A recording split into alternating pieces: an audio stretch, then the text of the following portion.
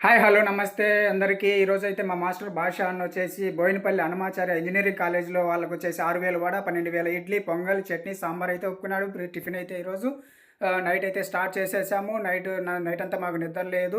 100 కిలోల ఉద్దిపప్పు అయితే వచ్చింది. 120 కిలోల ఇడ్లీ రవ్వ, పొంగల్, సాంబార్, చట్నీ అంతా చేసేసరికి మేమైతే చాలా అలసిపోయాం పొద్దున్నే. సాంబార్కి ఒక వైపు రెడీ చేస్తున్నాం చూడండి. చాలా అంటే ఒక ట్రిప్పుకి వచ్చేసి 700 ఇడ్లీ అయితే దిగుతుంది. ఇడ్లీ పాత్ర వచ్చేసి పెద్దది. ఒక్క ఇడ్లీ పాత్రలో 200 ఇడ్లీ వస్తాయన్నమాట.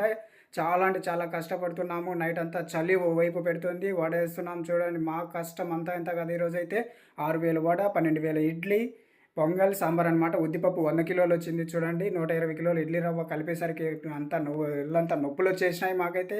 మా మాస్టర్ చాలా చాలా చాలా కష్టపడ్డాము ఆ రోజు నైట్ అంతా అయితే ఫంక్షన్ అయితే బాగా జరిగింది. వడ ఇడ్లీ బాగానే వచ్చింది. అక్కడ రాజంపేటలో అయితే చేసాము. రాజంపేట నుండి వచ్చేసి వీళ్ళు ట్రావెలింగ్ తీసుకొని బోయినపల్లి అన్నమాచార్య కాలేజీలోకి అయితే తీసుకెళ్లారు. చూడండి, ఇడ్లీ చూడడానికి చాలా బాగుంది. చాలా అంటే చాలా బాగా వచ్చింది.